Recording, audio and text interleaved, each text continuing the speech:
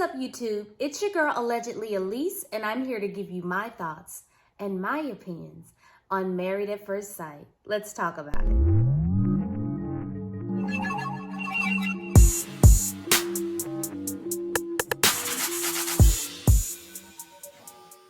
I want to thank each and every one of my subscribers for their support. I truly appreciate it.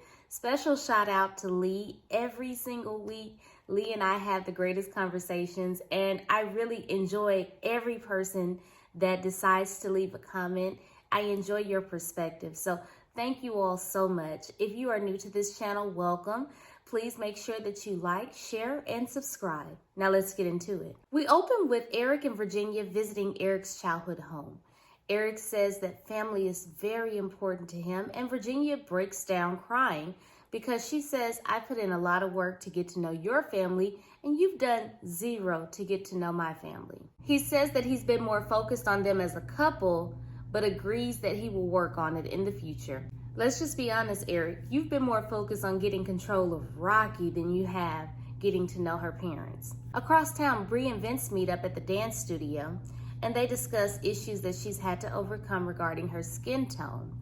And I'm not using the proper term for that, but we know what it is. Big Brother's watching, and Big Brother will pull your coattail. We're not allowed to have deep conversations. Anyhow, she discussed how she's overcome those issues and concerns and kind of came out on top of the situation and made the best of it. She tells Vince how she had to face it head on and deal with it, and how she wants to pour into her kids love and remind them that they're beautiful and they're perfect and they're amazing, no matter what anyone has to say about them. But Bree brings Vince back down to reality when she says, listen, we're talking about kids, but baby, that don't mean I'm ready to have kids. That'll be a long time from now. This is just thoughts, okay? This is just us talking. Calm down. Ryan visits with Clara's mom, and they sit down and discuss Clara, and her advice to Ryan is be patient with Clara. As they discuss kids, Ryan says that he wants to raise his kids in church, which Clara's mother agrees, knowing how Clara feels about the whole situation. And she says, you know, maybe she'll appreciate it after having kids. So screw the patience, huh? Meanwhile, back at the apartment, Eric is keeping his half of the deal that he made to Virginia to reach out to her family, starting with her father. He reminds Eric to be patient with Virginia. I guess that's like a theme for this episode or something. Be patient. As Eric continues to talk, he sticks his foot in his mouth by saying, I'm trying to show Virginia what a marriage should be because she doesn't know what a marriage should be. First of all, let's start with the fact that you're taking a dig at her parents. Silly. You're not going to get any cool points there. But secondly, how did your first marriage go? Don't worry, I'll wait.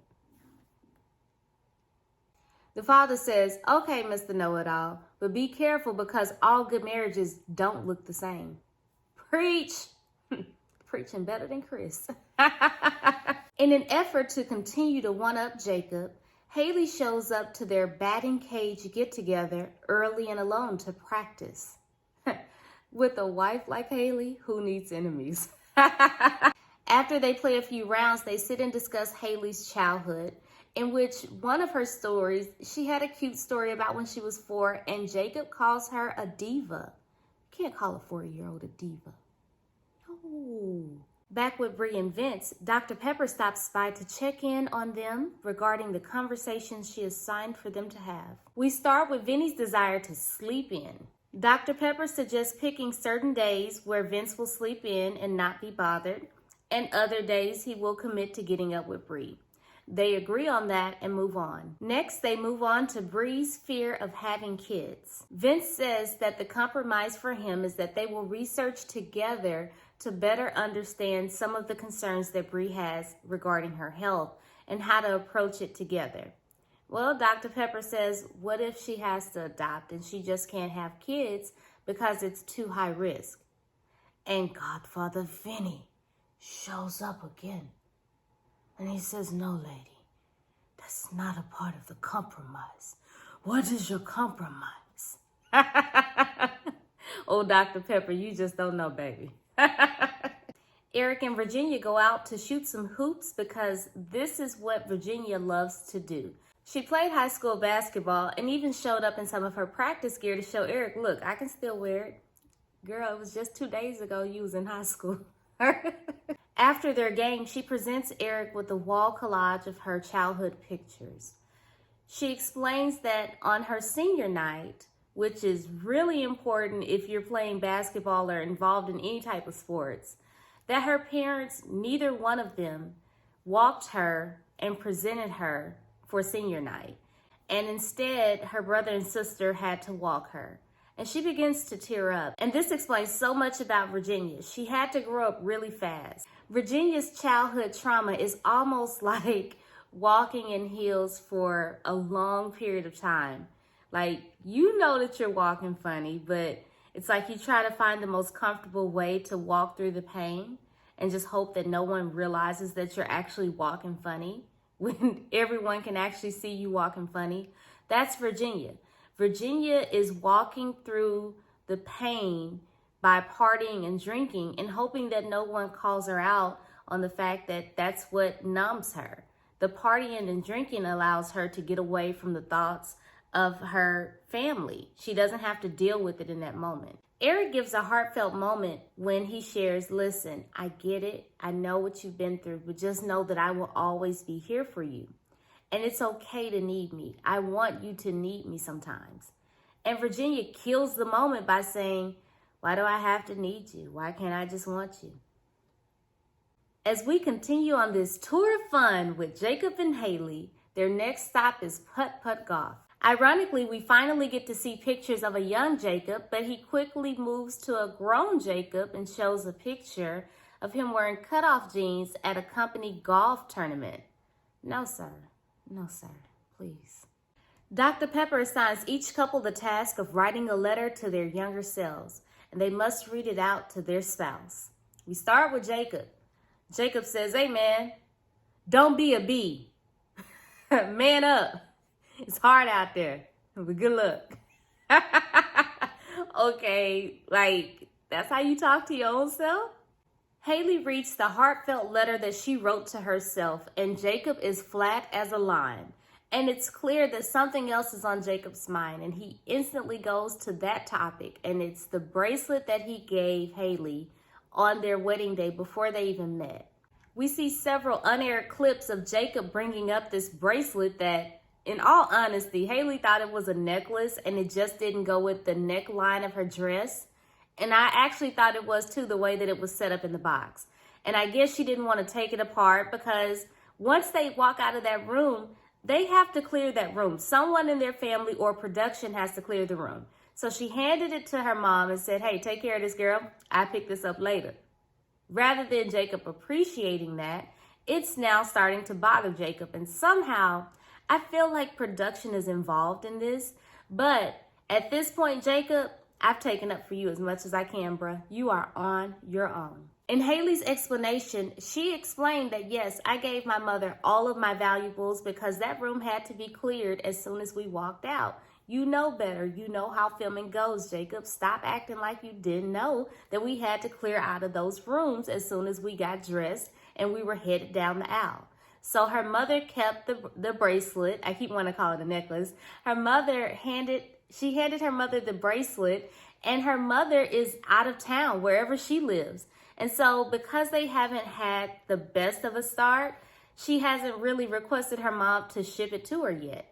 And Jacob is not satisfied. He wants to see that bracelet here as an option for her to put on. I mean, all she's going to do is lay it on the dresser, and you're not even invited into the master bedroom. So why does that really matter, Jacob? You know, Jacob is that coworker that you really pray and wish that they don't pull your name for the company Christmas party to exchange gifts, because I mean, whatever that as seen on TV gift that he gets for you, he's going to want to see it at least 4 out of 5 days of the work week. And I can't handle that kind of pressure. Now, I'm going to give credit where credit is due. Haley was genuinely making an effort this episode to try and make some type of connection with Jacob.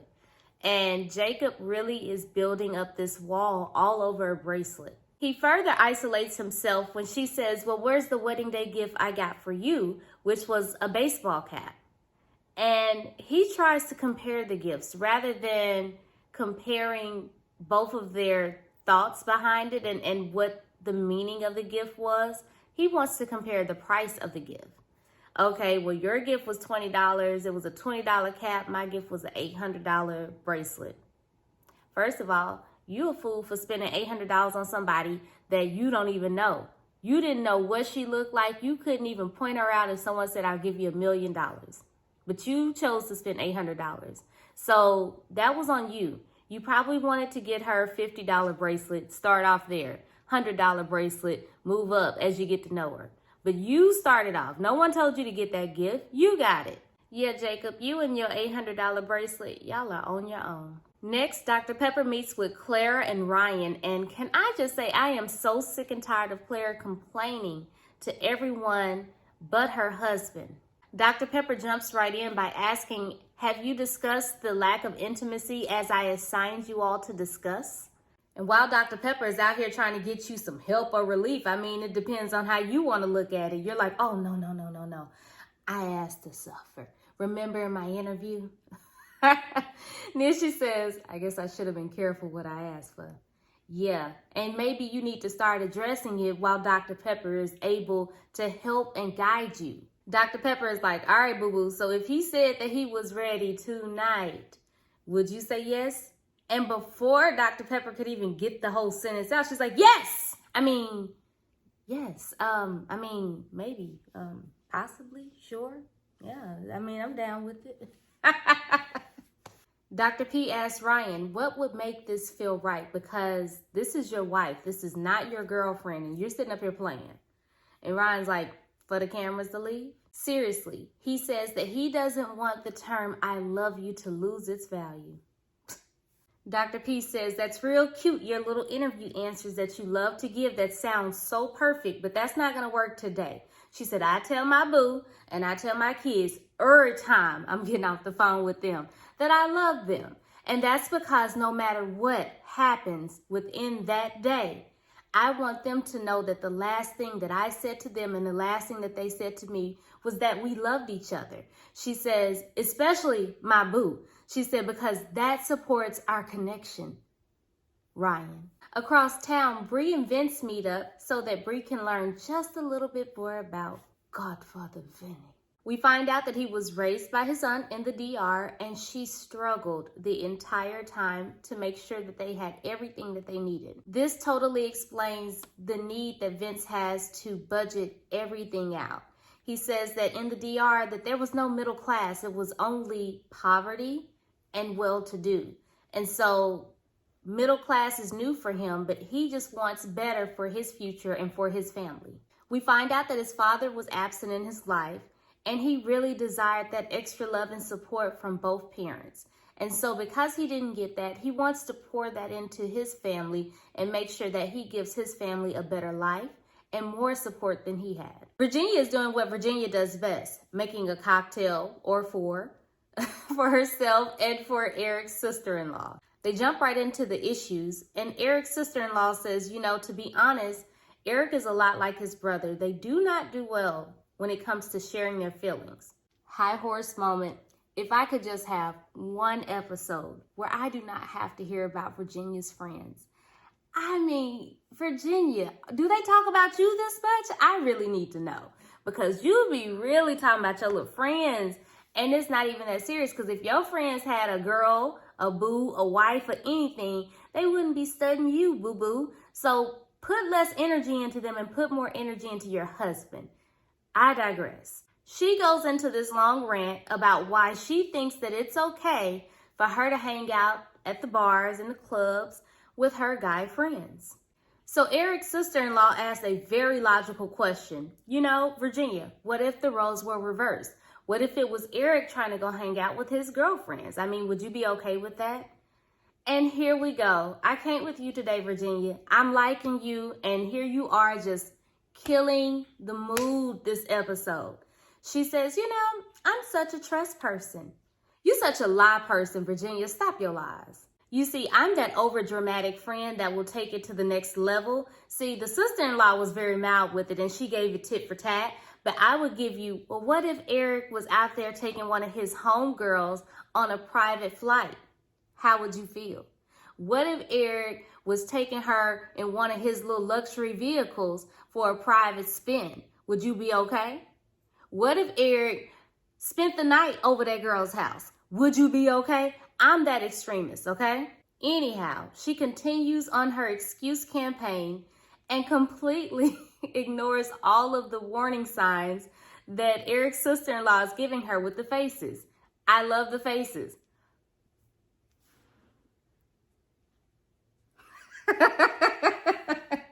Girl, pay attention. This girl is telling you, shut your mouth. Your husband will watch this later. Dr. Pepper heads on over to Haley and Jacobs, and I swear that man is holding on to this bracelet situation like he holds on to a stake forever, because he immediately brings that up to Dr. Pepper.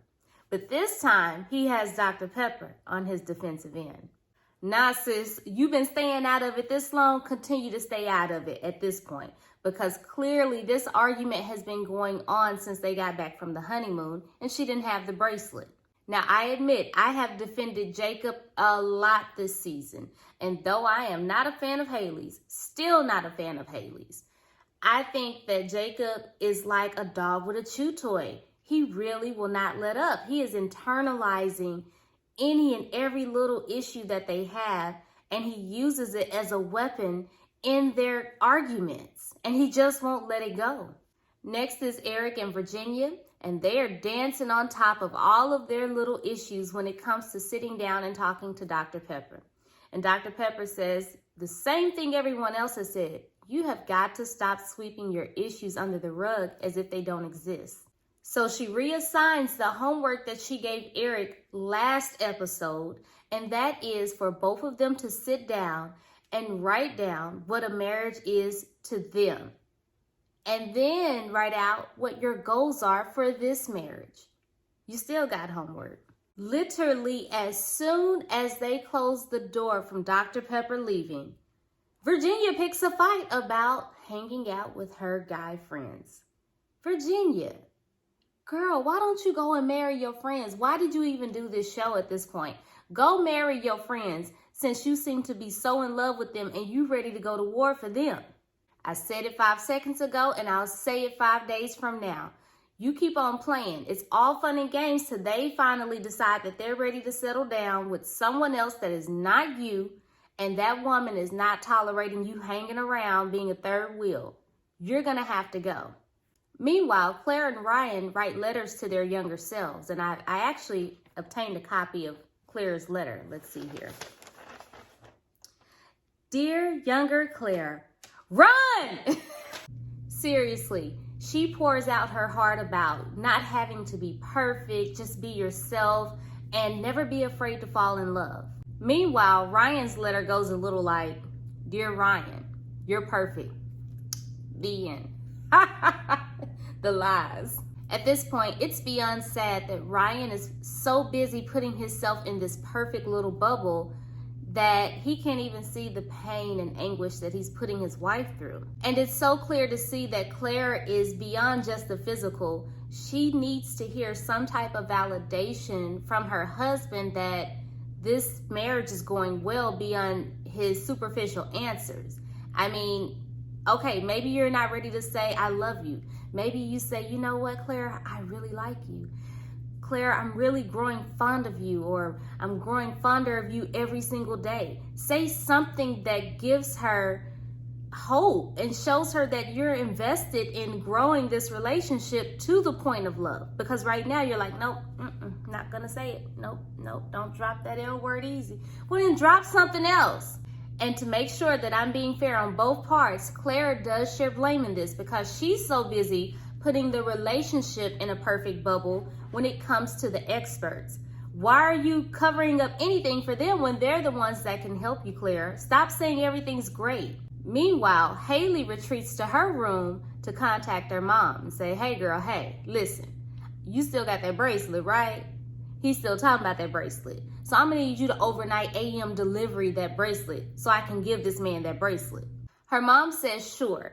That's beyond tacky though, because if someone gives you a gift, you let it be that, a gift, and move on. But I'll do whatever I need to do to make sure that you get this bracelet so that you can give it back to him, even if I have to drive the bracelet to you. And that's where we leave it. So I want to know, is Ryan moving too slow or is Clara moving too fast?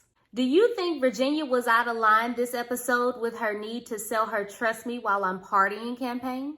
And do you think it's tacky for someone to give you a gift and then continuously bring up the gift when they don't see it? I want to know how you're feeling, so let's chat about it down in the comments. Until the next time, I'm allegedly A-lease. Peace.